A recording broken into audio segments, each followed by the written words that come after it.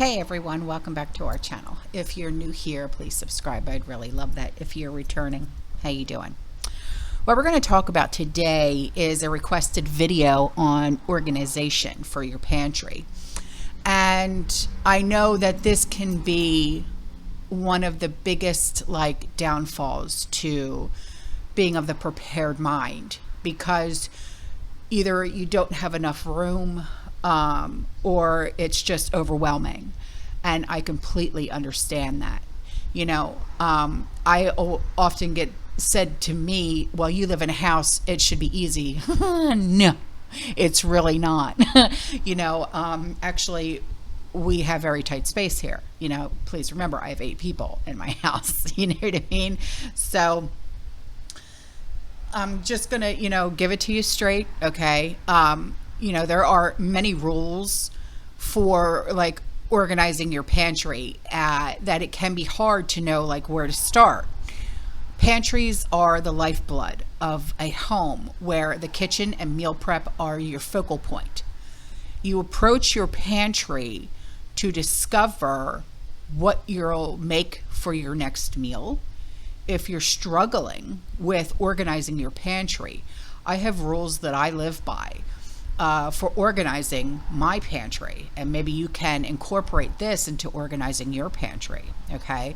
And if you want, I'll even do a video on organizing your home, because I'm huge on organization.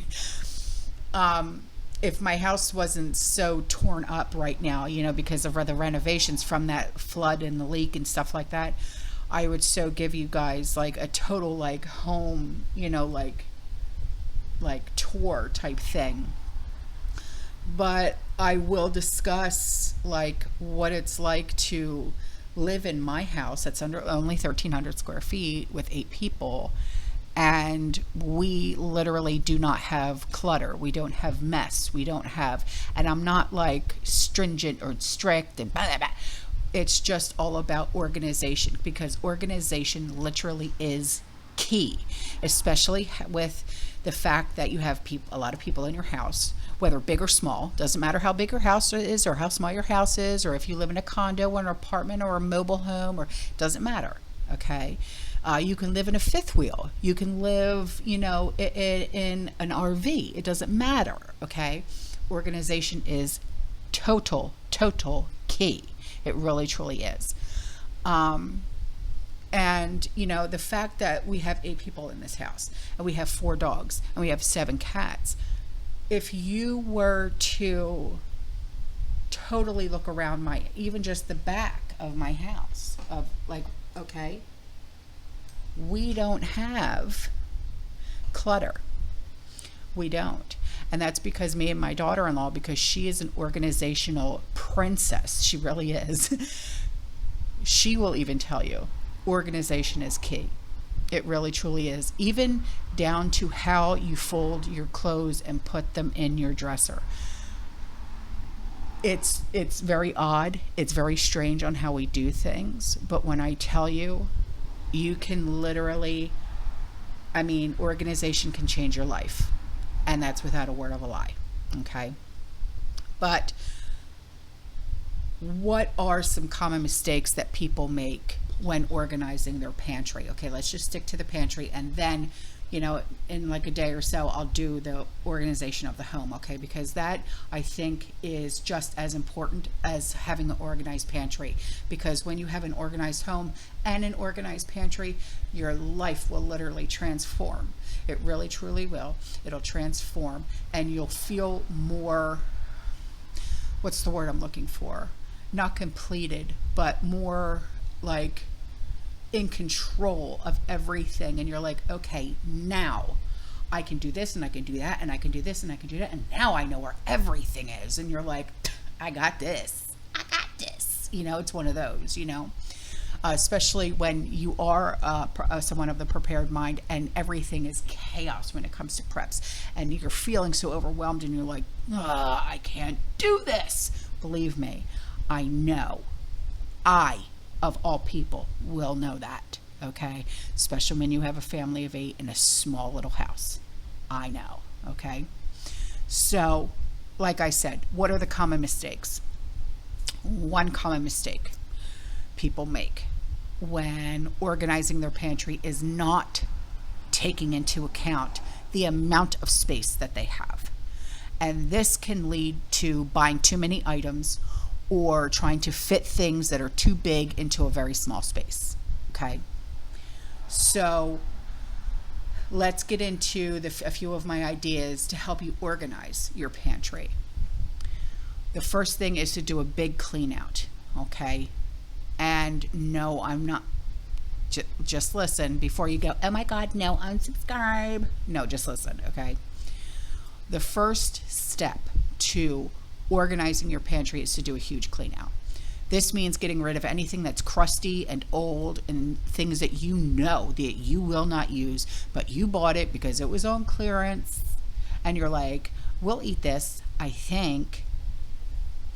Oh my God, when we're all starving and everybody else is starving, we'll be eating this, I think. Okay. So it can be tough to let things go. I know, I get it. But remember that a clutter-free pantry will make your life so much easier in the long run. Please trust me. Okay. So the next thing is to donate your unused items. Those items that you just took out of your pantry because you know you're not going to eat them. If you have non-expired items that you know you are not ever going to eat, but you bought them because we'll eat this, I think, okay, consider donating them to the food kitchen, the food bank, the soup kitchen. This is a great way to declutter your pantry and help those in need. The next thing is to create a system. Once you have done your huge clean out, it's time to create a system to track how everything is going to be organized. There are many different options when it comes to organizing your pantry. So pick a system that works best for you and then stick to it. Some good options include grouping similar items together or labeling shelves according to a category. Group like items together, okay? The best way to organize your pantry is by grouping like items together. For example, all of your baking stuff in one area, all of your spices in one area, all of your canned goods in one area so they can be reached and viewed easily. This will help you know exactly where everything is when you need it.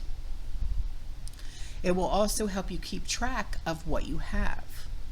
Like all of Sean's SNICK snacks for work, I keep them in a designated cabinet, okay? Because he eats those and they are for his work. Because when he goes to work, he doesn't eat he won't eat lunch. Like he won't sit and eat like a sandwich and blah, blah. He'll eat his granola bars and he'll have a coffee. That's just what he does, because he always says that when he eats at work, like when he eats like an actual lunch at work, he feels frumpy afterwards and he gets tired and he has no, he feels like he wants to go to sleep, and he can't do that. He's an officer, so he'll eat a granola bar. Okay, so the next thing is to use containers. Using containers is a great way to organize your pantry. This will help you keep everything neat and tidy and bug-free, no kidding. And it will also help you see everything that you have, exactly everything that you have. Use bins, use baskets, use mason jars to store your food, okay? If the containers are also somewhat like airtight, you'll find the foods will also last longer. I use certain airtight containers in my pantry. The link is in the description box below. They come for small containers, and then I also have these huge 1 gallon airtight containers that I keep all of my sugars in. Okay, So the next thing is to label everything, and I mean everything. Label everything in your pantry so that you know exactly who, what, where, when, how, okay? This will help you find things quickly. It will help you keep track of your food. Use labels, use tags, use chalkboard paint to label your shelves on the storage containers themselves. I even label my pasta that's in the airtight containers so I know exactly what pasta was used and what pasta has to be replaced, because we're huge pasta eaters. We're Italian. Hello. So the next thing is to keep it clean. Be sure that you keep your pantry clean and free of food debris. This will keep the bugs out and the rodents away, and it will also make it easier for you to find what you need. Be sure to sweep, vacuum, mop. My pantry is all in the kitchen. Okay, so well, for right now it is, because reno. So right now everything's in the kitchen. So sweep, vacuum, mop, dust, do you regularly. Wipe down the shelves as needed, okay? Just make sure it is tip-top shape, okay? So the next thing is to shop for the pantry that you have. When you are grocery shopping, be sure to shop based on your pantry size that you have. This means that you should only buy items that you know you will use, okay? And that will fit in your pantry. Don't buy more than what you need, and be sure to use up what you have before buying more. And this is primarily for your working prepper pantry. Okay, see, there's different pantries. There's your do not touch pantry, okay? Then there's your working prepper pantry. See, I literally have I have pantries all over my house. I have the laundry pantry. I have the cleaning supply pantry. I have the working prepper pantry. I have the do not touch pantry. Okay, the kids have their own pantry. Sean has his own pantry. I have my own pantry. My kids have their own pantry. It's just because organization is key. At least we know who needs what needs what, okay? And it's like literally, it's balance, literally, okay? Unless, of course, you are like me, okay, and you do not mind having industrial-sized metal shelves in your dining room full of food and pressure canned food, because that's exactly who I am, okay? I don't care. I don't care about having shelves all over the place. I don't care, okay?